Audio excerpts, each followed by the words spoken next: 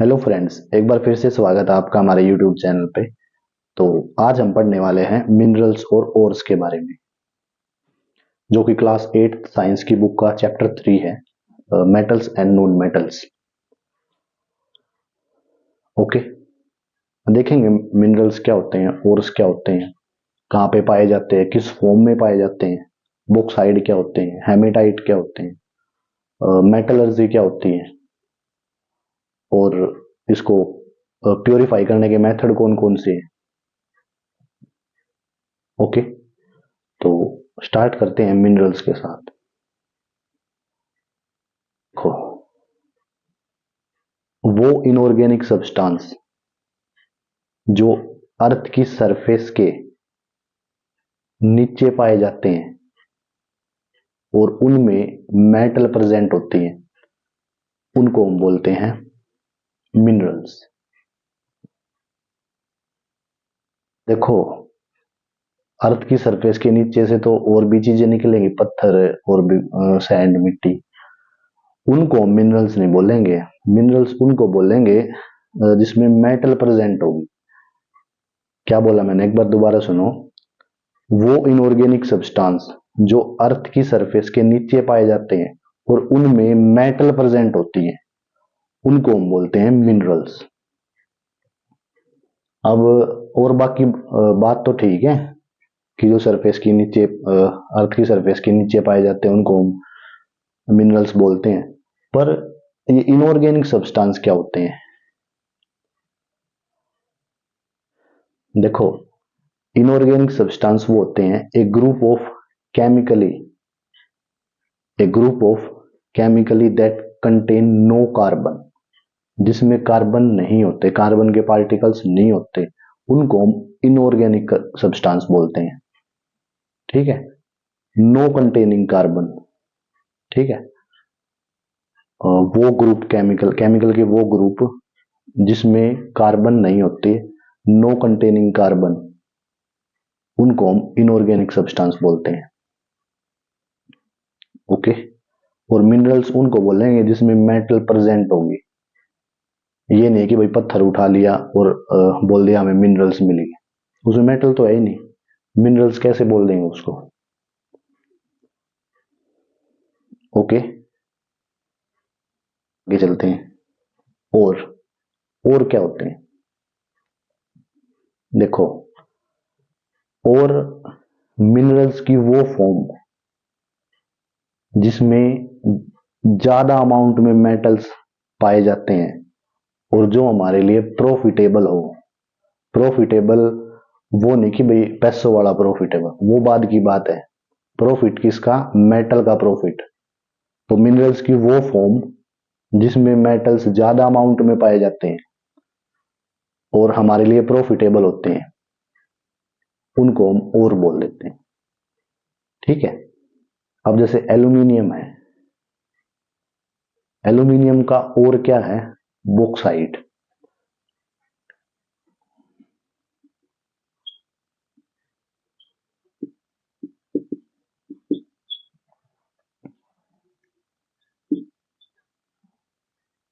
Bauxite और aluminium के और बॉक्साइड और की फॉर्म में पाए जाते हैं।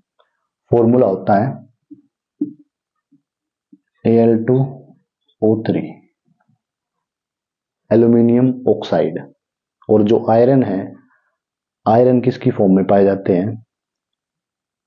हेमेटाइट और की फॉर्म में पाए जाते हैं आयरन। ठीक है, हेमेटाइट जो आयरन है,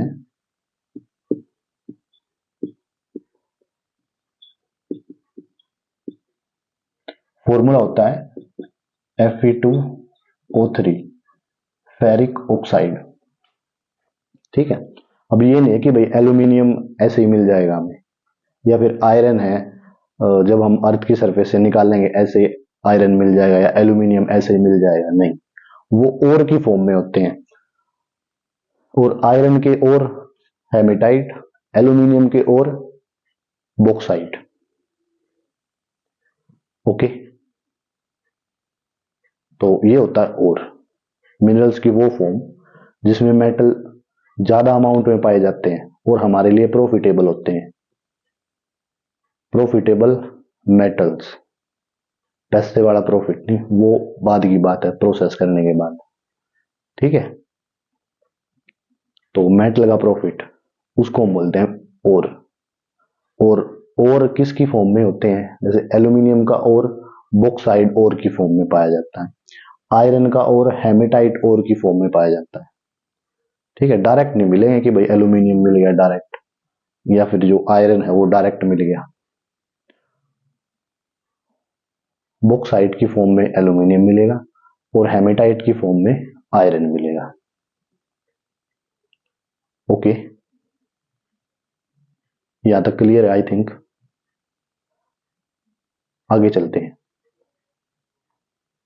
व्हाट इज मेटलर्जी? मेटलर्जी क्या होती है?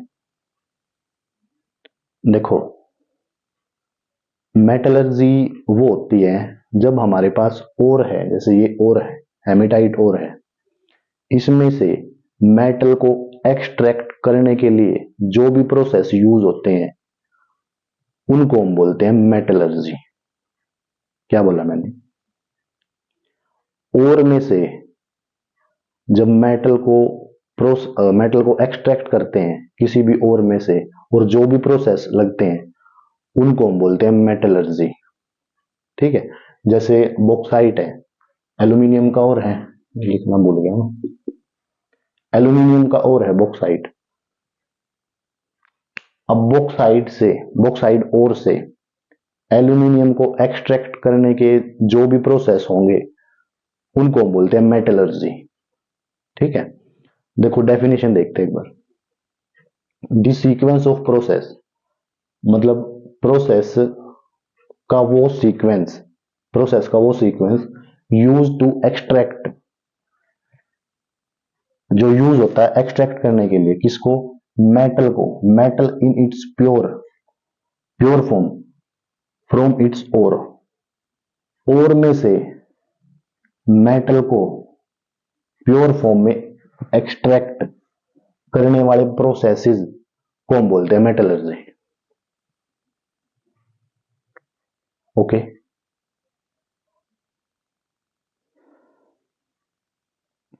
क्लियर होगा अब आई थिंक, आ रहा होगा समझ में। अगर नहीं समझ में आ रहा तो आप कमेंट बॉक्स में लिख सकते हो, कमेंट कर सकते हो, कुछ ना समझ में आया हो तो। आगे चलते हैं आप। Concentration of ore. अब देखो ये मेटलर्जी के ही प्रोसेस है, ये क्या लिखा था? सीक्वेंस ऑफ प्रोसेसेस, ये प्रोसेस है। ठीक है, और सीक्वेंस है। अब सबसे पहले concentration of ore. Concentration of ore क्या होता है? देखो, जब हमें कोई और मिलेगा अर्थ की सरफेस के नीचे से, जब और मिलता है जो, उसमें बड़े बड़े पार्टिकल्स भी होते हैं, लार्ज पार्टिकल होते हैं, जैसे रॉक्स हो गया, सैंड हो गया। ठीक है, पत्थर चिपके हुए मिलेंगे, मिट्टी। ठीक है, अब इनको हटाना, मतलब इनको हटाने के प्रोसेस को हम बोलते हैं कंसंट्रेशन ऑफ ओर। जो बड़े पार्टिकल्स को रिमूव करने के प्रोसेस, लार्ज पार्टिकल जैसे पत्थर, मिट्टी। ठीक है, बिग पार्टिकल्स को रिमूव करने के प्रोसेस को हम बोलते हैं कंसंट्रेशन ऑफ ओर। ठीक है, ओके। उसके बाद आता है रिडक्शन। रिडक्शन क्या होता है? कंसंट्रेशन ओर के बाद, मतलब जो कंसंट्रेशन ओर से हमें जो मेटल मिली है उसके बाद उसका रिडक्शन करते हैं। रिडक्शन क्या होता है? रिडक्शन होता है जब हम ओर में से मेटल को एक्सट्रैक्ट कर लेते हैं। जो कंसंट्रेशन के बाद हमारे पास जो ओर आया है, अब उस ओर में से मेटल को एक्सट्रैक्ट कर लेना रिडक्शन बोला जाता है। ओके, ओके, ठीक है। ठीक है, तो रिडक्शन समझ में आ गया होगा। ओर में से मेटल को एक्सट्रैक्ट करना रिडक्शन में आता है। अब रिडक्शन से एक्सट्रैक्ट करने के बाद जो हमारे पास मेटल आई है वो अब ये बात तो नहीं है, अब ये तो नहीं है कि भाई वो प्योर फॉर्म में हो जाएगी, बस की रिडक्शन के बाद वो प्योर फॉर्म में हो जाएगी, नहीं, अभी भी उसमें इम्प्योरिटीज हैं। ठीक है, अब रिडक्शन के बाद जो हमारे पास मेटल आई है उसकी होती है रिफाइनिंग। ठीक है, जो उसमें इम्प्योरिटीज हैं, ठीक है, उसको रिमूव करना मेटल में से। अब हमारे पास रिफाइनिंग में पहुंचते पहुंचते हमारे पास और नहीं बचा है, हमारे पास ओनली मेटल बचा है। अब वो मेटल भी प्योर नहीं है, इम्प्योर है। ठीक है, तो जो मेटल मिला है हमें रिडक्शन के बाद, उसमें से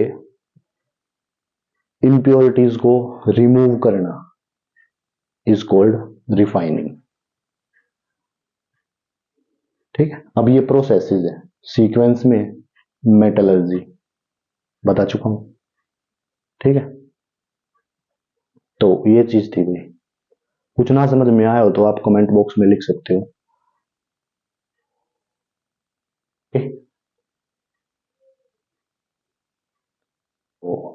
थैंक यू, बाय बाय। हाँ, और एक बात, जो अगली वीडियो है, इससे नेक्स्ट वीडियो है, उसमें हम फिजिकल प्रॉपर्टी और हो सका तो केमिकल प्रॉपर्टी देखने वाले हैं, मेटल्स और नॉन मेटल्स की फिजिकल और केमिकल प्रॉपर्टी, अगर हो सका तो, नहीं तो फिर फिजिकल प्रॉपर्टी तो देखेंगे। तो ओके।